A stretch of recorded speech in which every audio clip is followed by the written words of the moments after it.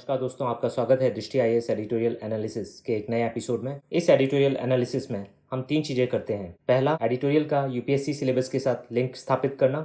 दूसरा, एडिटोरियल में आए हुए की पॉइंट्स को समझना। और तीसरा, एडिटोरियल में कोई की कॉन्सेप्ट आया है तो उस पर भी चर्चा करना। तो आइए शुरू करते हैं आज का एडिटोरियल एनालिसिस। आज का एडिटोरियल हमने द हिंदू से लिया है और ये 9 तारीख को आया है। एडिटोरियल का शीर्षक है कंटेम्प्ट फॉर लेबर और ये कहता है कि centre should not allow exemptions from welfare laws for workers mooted by states. तो कई सारी राज्य सरकारों ने जो श्रमिकों के लिए कानून है उनमें छूट की बात की है और एडिटोरियल का कहना है कि केंद्र सरकार को ऐसी छूट को मंजूरी नहीं देनी चाहिए। आइए अब देखते हैं इसका सिलेबस के साथ लिंक। तो एडिटोरियल का लिंक होता है डायरेक्टली जीएस पेपर 3 के साथ, जहाँ की इकोनॉमिक डेवलपमेंट एक टॉपिक है, और साथ ही साथ ये जीएस पेपर 2 के साथ भी लिंक होता है, क्योंकि जो श्रमिक हैं वो वनरेबल सेक्शंस के अंतर्गत आते हैं और इसीलिए सरकार के द्वारा इनके हितों की रक्षा के लिए कई सारे कानून बनाए गए हैं और अब राज्य सरकारों का मानना है कि इसमें कुछ छूट देने की जरूरत है। तो आइए अब देखते हैं इसके की पॉइंट्स। एडिटोरियल का कहना है कि ऐसे समय में जब सभी वैश्विक महामारी के कारण होने वाले स्वास्थ्य और आर्थिक संकट के जल्दी समाप्त होने का इंतजार कर रहे हैं, ऐसे में मजदूरों और श्रमिकों के हितों का एक बार फिर बलिदान होना तय है। तो कुछ राज्य सरकारें जैसे कि उत्तर प्रदेश और मध्य प्रदेश की सरकारें अपने लेबर लॉज में, यानी कि जो कानून श्रमिकों के लिए हैं, उनमें ढील देने की योजना बना रहे हैं और इससे एडिटोरियल का मानना है कि जो मजदूर और श्रमिकों के हित हैं वो कहीं ना कहीं गलत रूप से प्रभावित होंगे।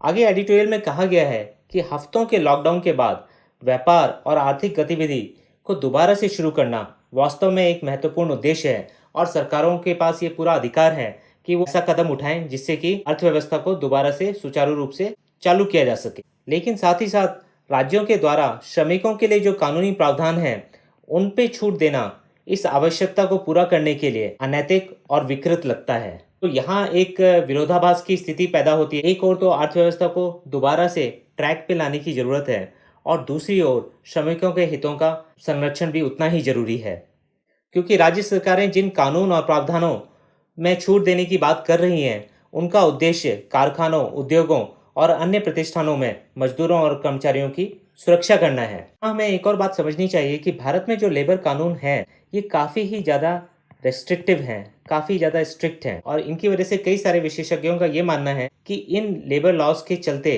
नुकसान ज़्यादा हुआ है और फ़ायदा बहुत कम हुआ है। और इसी वजह से भारत की जो 90% वर्कफोर्स है वो इनफॉर्मल सेक्टर में है।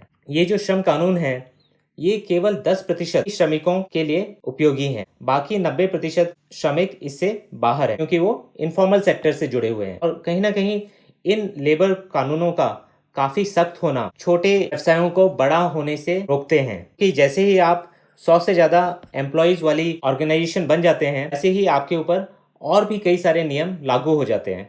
तो बहुत सारे उद्योग कोशिश करते हैं कि वो 100 से कम लोगों को ही एम्प्लॉयमेंट दें और बाकी वर्कफोर्स को इनफॉर्मल रखें। इस तरीके से ये लगता है कि लेबर लॉज रिफॉर्म बहुत ही ज़्यादा ज़रूरी है और कई वर्षों से सरकार इसके पीछे प्रयासरत है, लेकिन शायद ये क्राइसिस ही ऐसा समय है जब ये रिफॉर्म्स किए जा सकते हैं। और यहाँ हमें एक और चीज़ याद होनी चाहिए, 1991 में भी जब रिफॉर्म्स किए गए थे, लिबरलाइजेशन, प्राइवेटाइजेशन, ग्लोबलाइजेशन वाले रिफॉर्म्स, तब भी एक संकट का समय था। तो ये हो सकता है कि कोविड-19 का जो संकट है वो लेबर लॉज रिफॉर्म लाने में अब कारगर साबित हो। आगे एडिटोरियल कहता है कि मध्य प्रदेश ने व्यापार और उद्योग को बढ़ावा देने की योजना पर काम शुरू कर दिया है, जिसके तहत फैक्ट्री एक्ट यानी कि फैक्ट्री अधिनियम से छूट देते हुए कई सारी इकाइयों को संचालित किया जा सकता है और इसके तहत जो वर्क आवर्स हैं उनको 8 घंटे की जगह 12 घंटे का कर दिया गया है और साप्ताहिक अवधि 72 घंटे तक बढ़ा दी गई है। जो फैक्ट्री अधिनियम के अंतर्गत धारा 5 है उसका उपयोग किया है, जो 3 महीने के लिए अपने प्रावधानों से छूट की अनुमति देता है, इस उम्मीद में कि केंद्र कम से कम 1000 दिनों के लिए इस तरीके के निलंबन को मंजूरी देगा। तो मध्य प्रदेश सरकार 1000 दिनों के लिए ये छूट देने की कोशिश कर रही है, जिससे कि ज़्यादा से ज़्यादा निवेशक आए मध्य प्रदेश में और औद्योगिक गतिविधि दोबारा से शुरू हो सके। और मध्य प्रदेश सरकार ये कर रही है क्योंकि सबसे ज़्यादा संख्या में जो माइग्रेंट लेबर है वो उत्तर प्रदेश, मध्य प्रदेश, बिहार, इन राज्यों में अब वापस आ रहे हैं। तो इन राज्यों पर ये दबाव है कि वो औद्योगिक गतिविधियों को अपने यहाँ शुरू करें जल्दी से जल्दी, ताकि इन प्रवासी श्रमिकों को दोबारा से रोजगार भी मिले और राज्य सरकारों की जो रेवेन्यू की कंडीशन है उसमें भी सुधार आए। एडिटोरियल कहता है कि ये जो छूट मध्य प्रदेश सरकार ने फैक्ट्री अधिनियम के अंतर्गत दी है वो केवल एक सार्वजनिक आपातकाल के दौरान ही दी जा सकती है, यानी कि एक पब्लिक इमरजेंसी के दौरान, और जिसे सीमित तरीके से युद्ध या बाहरी आक्रमण यानी कि वॉर या एक्सटर्नल एग्रेशन के कारण सुरक्षा के लिए उत्पन्न हुए खतरे के रूप में ही परिभाषित किया जा सकता है। अगर कानूनी रूप से देखा जाए तो कहीं ना कहीं मध्य प्रदेश सरकार के फैसले को कानूनी रूप से चुनौती दी जा सकती है कि उसने पब्लिक इमरजेंसी की डेफिनेशन में जो अभी वर्तमान का संकट है उसको कैसे शामिल किया है। लेकिन अगर दूसरी ओर बात की जाए, कोविड-19 महामारी के दौरान जो स्थिति उत्पन्न हुई है उसको भी एक वॉर की संज्ञा बार बार दी जा रही है कि कोरोना वॉरियर्स हैं, जो मेडिकल प्रोफेशनल्स हैं, एक युद्ध स्तर जैसी तैयारी के साथ काम किया जा रहा है। तो इसी चीज को ध्यान में रखते हुए शायद राज्य सरकार ने ऐसा किया है। उत्तर प्रदेश सरकार ने भी सभी श्रम कानूनों को 3 साल के लिए निलंबित करने वाले अध्यादेश को मंजूरी दी है। तो उत्तर प्रदेश सरकार ने एक ऑर्डिनेंस पास किया है जिसके द्वारा 3 साल तक के लिए सारे जो श्रम कानून हैं, सिर्फ कुछ कानूनों को छोड़कर सारे कानून निलंबित कर दिए गए हैं। और यहाँ हमें पता होना चाहिए कि राज्य सरकार ऑर्डिनेंस जब पास करती है तो वो आर्टिकल 213 का प्रयोग करती है, और केंद्र सरकार जब करती है तो आर्टिकल 123 मदद से ऑर्डिनेंस पास किया जाता है। इन श्रम कानूनों को इस ऑर्डिनेंस के बाहर रखा गया है उनमें और बंधुआ मजदूरी, महिला कर्मचारियों से जुड़े हुए कानून, निर्माण में लगे श्रमिकों और मजदूरी का भुगतान यानी कि ड्यूटी पर रहते हुए दुर्घटनाओं के लिए श्रमिकों को मुआवजा देने वाले कानून, इससे बाहर रहेंगे। बाकी सारे श्रम कानूनों को निलंबित कर दिया गया है 3 सालों के लिए। रिपोर्ट्स बताती हैं कि आर्थिक गतिविधि को बढ़ाने के नाम पर कई सारे राज्य इन उदाहरण का अनुसरण कर रहे हैं। तो बाकी कई सारे राज्य भी ऐसे ही कानून या श्रम कानूनों में ढील देने की योजना पर विचार कर रहे हैं। आगे एडिटोरियल का कहना है कि राज्य सरकार इसमें छूट की बात तो कर रहे हैं श्रम कानूनों में, लेकिन उन्हें केंद्र की स्वीकृति की आवश्यकता जरूर होगी, क्योंकि लेबर जो है कॉन्करेंट लिस्ट का सब्जेक्ट है। और हमें पता है कि आर्टिकल 246 7 शेड्यूल, वहाँ तीनों लिस्ट बताई गई हैं कि यूनियन लिस्ट में कौन कौन से विषय आते हैं, स्टेट लिस्ट में कौन कौन से विषय आते हैं और कॉन्करेंट लिस्ट में कौन कौन से विषय आते हैं। तो लेबर इसमें कॉन्करेंट लिस्ट का विषय है। इसमें केंद्र सरकार और राज्य सरकार दोनों का अधिकार है कानून बनाने का। तो राज्यों में श्रम कानूनों के संचालन के तरीके में बदलाव के लिए केंद्र की सहमति की आवश्यकता हो सकती है, और केंद्र श्रमिकों को कानूनी सुरक्षा उपाय प्रदान करने वाले कानूनों से सामूहिक छूट देने के लिए आसानी से सहमत नहीं होगा। जो मध्य प्रदेश या उत्तर प्रदेश सरकार ने जो किया है, तो उन्होंने जो एक बहुत ही बड़े रूप में छूट हमें कानूनों से देने की बात की है, तो हो सकता है कि केंद्र सरकार इस पे कुछ टिप्पणी करे या राज्य सरकारों को कहे कि इस तरीके से एक ब्लैंकेट छूट देना सही नहीं है, और उस पर कुछ फेरबदल या परिवर्तन के लिए केंद्र सरकार कह सकती है। और केंद्र सरकार भी काफ़ी समय से लेबर लॉज रिफॉर्म के लिए प्रयासरत रही है, और इसको हम आज की कॉन्सेप्ट सेक्शन में देखेंगे। और क्योंकि केंद्र सरकार भी काफ़ी समय से लेबर लॉज रिफॉर्म के लिए प्रयासरत रही है, तो उसे इन बारीकियों के बारे में जानकारी है कि लेबर लॉज में कहाँ कहाँ कितनी ढील देने की आवश्यकता है। एडिटोरियल का कहना है कि महामारी के प्रति देश का जो रिस्पॉन्स रहा है उसमें सबसे ज़्यादा निराशाजनक पहलू जो रहा है वो ये रहा है कि कमज़ोर वर्गों और मजदूरों के लिए सरकार और बाकी सिविल सोसाइटी के द्वारा भी जो किया जाना चाहिए था वो अपेक्षा से काफ़ी कम रहा है, और जिसकी वजह से इन लोगों को सबसे ज़्यादा परेशानी का सामना करना पड़ा है। महामारी के निपटने के पहले चरण में पूरा ध्यान स्वास्थ्य संकट से निपटने पर ही था, लेकिन जब ये पता चलने लगा था कि इसका परिणाम आर्थिक संकटों के रूप में भी उत्पन्न हो रहा है और वहाँ भी जान की क्षति महामारी से कम नहीं होगी, हो सकता है उससे ज़्यादा ही हो, तब भी सरकार और बाकी संस्थाओं के द्वारा इस पर बहुत ज़्यादा ध्यान नहीं दिया गया है। और इसके चलते प्रवासी श्रमिकों की सामूहिक दुर्दशा देशव्यापी लॉकडाउन के तीसरे दौर में भी जारी है, और श्रमिकों के प्रति सरकार व्यवसाय करने वाले लोगों का रवैया सरासर उदासीनता और अवमानना वाला है। अंत में एडिटोरियल का कहना है कि सरकार किन आधारों पर कारखानों को अपने प्राथमिक कर्तव्यों जैसे कि पीने का पानी मुहैया कराना, प्राथमिक चिकित्सा बॉक्स का होना, कर्मचारियों के लिए सुरक्षात्मक उपकरण प्रदान करना, इन सब से कैसे उन्हें छूट प्रदान करेगी और क्यों प्रदान करनी चाहिए। ये तो उन कारखाने के मैनेजमेंट का प्राथमिक कर्तव्य है, या फिर ऐसे उद्योगों में सफाई, वेंटिलेशन, प्रकाश व्यवस्था, कैंटीन, टॉयलेट और क्रैच जैसी आवश्यकताओं को किस आधार पर स्थगित किया जा सकेगा। तो एडिटोरियल का मानना है कि राज्य सरकारों को एक तरफा फैसला नहीं लेना चाहिए श्रमिक कानूनों में छूट देने के लिए, और सिर्फ वो अगर उद्योग जगत की ही बात सुनेंगे तो श्रमिकों का क्या होगा।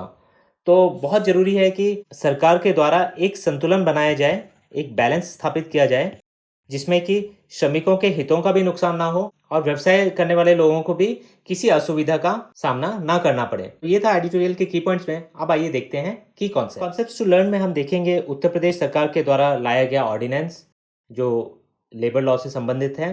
दूसरा, लेबर लॉज रिफॉर्म्स के बारे में थोड़ा जानेंगे। और तीसरा, इंटरनेशनल लेबर ऑर्गेनाइजेशन, इसकी कुछ प्रमुख कन्वेंशंस को भी देखेंगे। सबसे पहले देखते हैं Uttar Pradesh temporary exemption from certain labour laws ordinance 2020 को। और ये ऑर्डिनेंस लाया गया है उत्तर प्रदेश सरकार के द्वारा, जिससे कि निवेश को बढ़ावा मिले और व्यवसायों को दोबारा शुरू करने में मदद की जा सके।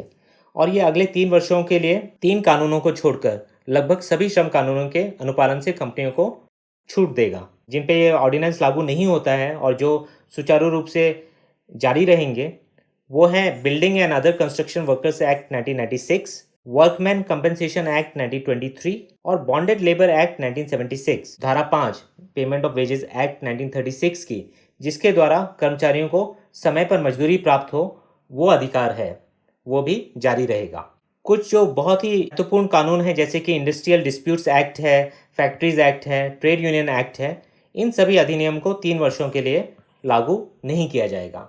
ये उत्तर प्रदेश सरकार के ऑर्डिनेंस के द्वारा किया गया है। तो ऑर्डिनेंस की आलोचना भी काफ़ी हो रही है, जो कि जाहिर बात है, क्योंकि ऐसे संकट के समय कामगारों की नौकरी की सुरक्षा और वेतन सुरक्षा के मुद्दों पर व्यवसायों को खुली छूट दी जा रही है। खासतौर से लेफ्ट पार्टीज के द्वारा, ट्रेड यूनियंस के द्वारा और सिविल सोसाइटी ऑर्गेनाइजेशंस के द्वारा भी विरोध किया जा रहा है। इस तरीके के कदम अन्य राज्य जैसे कि मध्य प्रदेश, राजस्थान और गुजरात भी लेने की योजना बना रहे हैं। अब देखते हैं labour law reforms. Ministry of labour and employment यानी कि श्रम और रोजगार मंत्रालय मौजूदा केंद्रीय श्रम कानूनों के प्रावधानों को सरल, सम्मिलित और तर्कसंगत बनाने पर काम कर रहा है, जिसके द्वारा उन्हें केवल 4 लेबर कोड्स में समाहित कर लिया जाएगा। और ये 4 लेबर कोड श्रमिकों को वेज सिक्योरिटी यानी मजदूरी की सुरक्षा, सामाजिक सुरक्षा, सेफ्टी, स्वास्थ्य और ग्रीवेंस रिड्रेसल मैकेनिज्म की शिकायत निवारण तंत्र प्रदान करेंगे। तो ये जो 4 श्रम कोड हैं, एक है लेबर कोड ऑन वेजेस, दूसरा है labour code on industrial relations, तीसरा है labour code on social security and welfare, चौथा है labour code on occupational safety,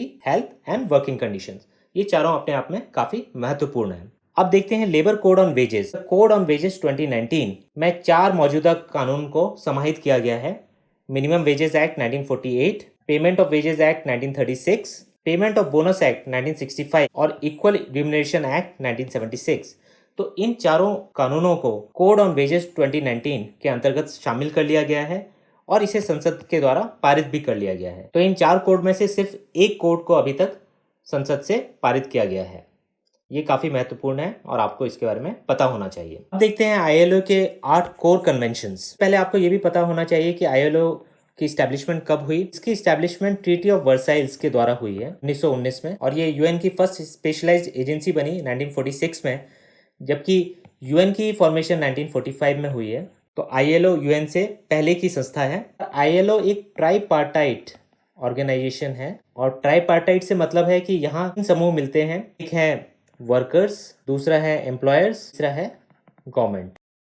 तो वर्कर, एम्प्लॉयर्स और गवर्नमेंट, तो इसीलिए ये ट्राईपार्टाइट ऑर्गेनाइजेशन है। आईएलओ का हेडक्वार्टर जेनेवा में है। तो ये थी कुछ बेसिक जानकारी आईएलओ के बारे में। अब देखते हैं आईएलओ के 8 कोर कन्वेंशंस। भारत ने इन 8 कोर कन्वेंशंस में 6 की पुष्टि की है, यानी 6 को रेटिफाई किया है, और 2 को रेटिफाई नहीं किया है। जो 2 को रेटिफाई नहीं किया है वो है कन्वेंशन नंबर 87 और 98, यानी कि freedom of association and protection of organisation convention और संगठित और सामूहिक सौदेबाजी का अधिकार वाली कन्वेंशन। तो ये था आज के एडिटोरियल में। अब आइए देखते हैं अंत में कि किस तरीके के सवाल आपसे पूछे जा सकते हैं प्रीलिम्स और मेंस में। तो प्रीलिम्स में बेसिकली आपको लेबर, जो कि एक कॉन्करेंट लिस्ट का सब्जेक्ट है, इसके ऊपर सवाल पूछा जा सकता है कि ये कौन सी लिस्ट में है। और आपको कई सारे जो लेबर लॉज हैं के बारे में भी सवाल पूछे जा सकते हैं कि जैसे अभी कोड ऑन वेजेस बिल आया है, तो वो कौन से 4 लेबर लॉज को अपने अंदर समाहित कर रहा है। तो इस तरीके के सवाल आपसे लेबर लॉज के रिगार्डिंग पूछे जा सकते हैं प्रीलिम्स में। और मेंस में आपसे पूछा जा सकता है कि लेबर लॉज रिफॉर्म्स, यानी कि श्रमिक कानूनों में जो सुधार हैं, वो क्यों ज़रूरी है और अभी तक क्यों नहीं हो पाए हैं, उनसे क्या फ़ायदे और क्या नुकसान हैं। तो लेबर लॉज रिफॉर्म्स को लेके आपकी एक राय होनी चाहिए जो कि संतुलित हो, कि लेबर लॉज रिफॉर्म इस तरीके से किए जाने चाहिए कि लेबर के हितों की भी रक्षा हो और दूसरी तरफ बिजनेस को भी बढ़ावा मिले। और ये एक बहुत ही विरोधाभासी दो चीज़ें हैं। एक भी तरफ अगर झुकेंगे तो दूसरी तरफ की हानि होगी। तो इसीलिए ये बैलेंस लाने की ज़रूरत है। और जैसा कि आपने देखा होगा कि आज का एडिटोरियल हमने द हिंदू से लिया है, और हिंदू का जो झुकाव है वो थोड़ा सा लेबर की तरफ ज़्यादा है, जिसमें कोई गलत बात नहीं है। लेकिन अगर आप कुछ और समाचार पत्रों के एडिटोरियल पढ़ेंगे तो आप देखेंगे झुकाव दूसरी तरफ है, यानी कि वो राज्य सरकारों का समर्थन कर रहे हैं कि हाँ, इस तरीके की नीति की आवश्यकता है इस समय। तो आप क्योंकि यूपीएससी की तैयारी कर रहे हैं तो आपसे उम्मीद है कि आपका जो ओपिनियन होगा वो बैलेंस्ड होगा और वो तथ्यों के ऊपर आधारित होगा, ना कि सिर्फ इमोशंस के बेसिस पे। तो ये काफ़ी ज़रूरी है और यही आपको मेंस और ऐसे राइटिंग में ध्यान रखने की काफ़ी ज़रूरत होती है। तो ये था आज के एडिटोरियल एनालिसिस में। फिर मिलेंगे एक नए एडिटोरियल के साथ। धन्यवाद।